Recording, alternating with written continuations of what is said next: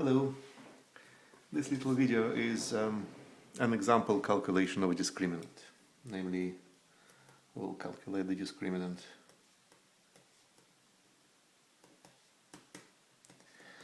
of a biquadratic quartic.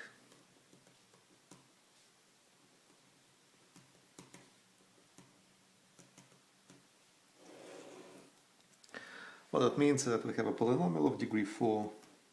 As usual, it will be monic, but it only contains even powers. So I'll write it this way. And that means that it is a polynomial of degree 2 with the variable t squared. So in this case, h can be written as t squared plus ct plus e.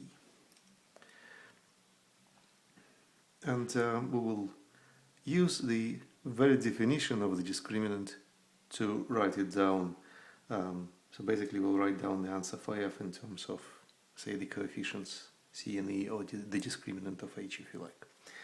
And the definition of the discriminant involves the roots. We have to imagine that we have a root, we have a complete list of roots, complete factorization of our polynomial somewhere. So imagine roots of h, let's call them, say, some numbers, z1 and z2. And then the discriminant of h is just the difference of these two roots all squared, and it is of course possible to write it in terms of coefficients, and the expression in terms of coefficients is this c squared minus 4e. So now let's do the same for f, and the roots of f are, we could see immediately from this, are square roots of the roots of h. So we could call them plus minus y1 and plus minus y2, where y's are such that squared they become. So really these are two solutions of this equation, but we just choose one and then we take the other one to be minus that. So that internal symmetry among the roots, they come in pairs because of this shape of the polynomial, is the key in the special shape of the discriminant, which is to come. So let's look at what happens with the discriminant of f. Again, by the definition, it's the product squared of all the differences of roots. Now we have 4 roots, and the number of differences of different pairs will be 6.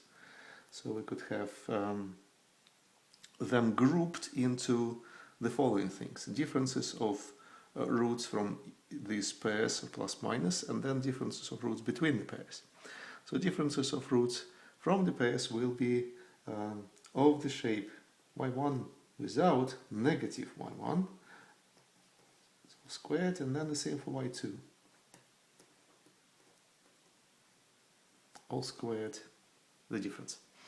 So these are the pairs of roots taken from these separate pairs, and then the rest of the discriminant, the other 4 factors, come from taking one of those, taking the difference from one of those.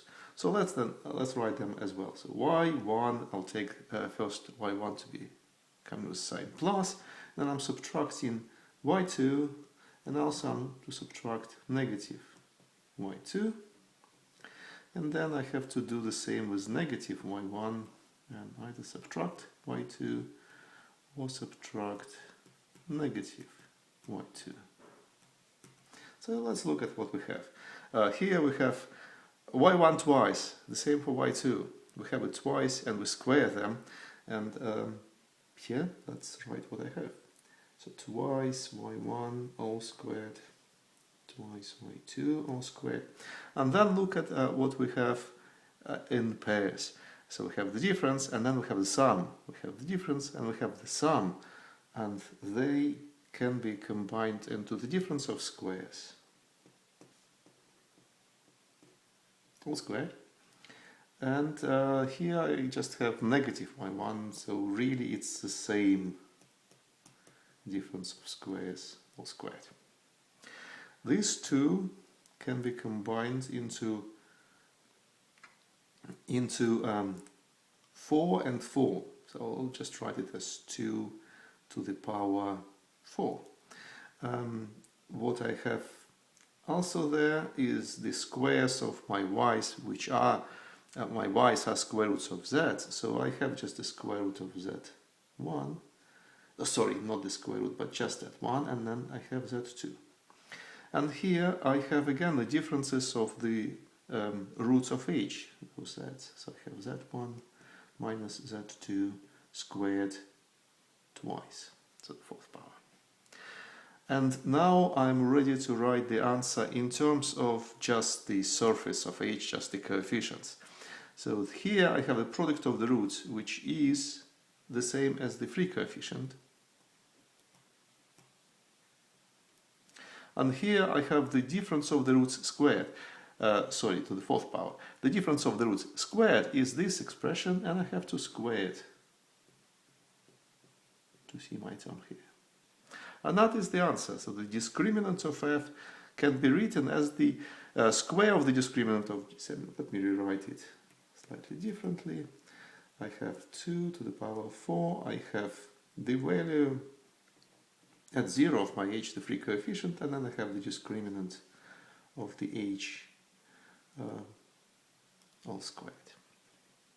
So that is the formula which is spelled out in terms of coefficients here. That is a formula which is, of course, way more general than just the bi-quadratic case. For the same price for this argument, we could write it this way.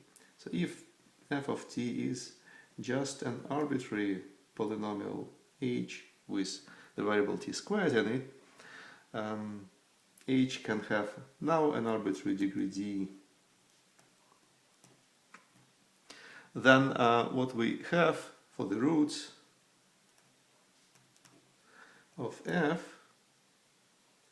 they will be plus or minus, what was I calling them, y's, square roots of the roots of h.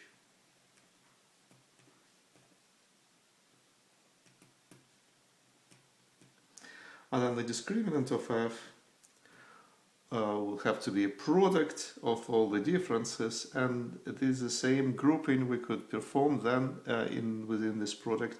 We could separate the differences from each of those pairs, taken in each of those pairs, and then look at the rest, and we will have the same shape of the answer. So we'll have 2 to the power that many differences as just the pairs, and it's just the degree. So 2 to the power twice the degree, right? Because it's twice the degree of h. And then we will have, in each pair, we will have just the root appearing twice, that's why this power of 2's. And the product of all these roots, of all these z's, will be just the free coefficient of h. And whatever is left are these different differences of roots taken from different pairs, and they will group into the discriminant of h, and we will see it twice, so we'll have the square. And that is the general formula, which is useful sometimes. So I will stop here. See you later.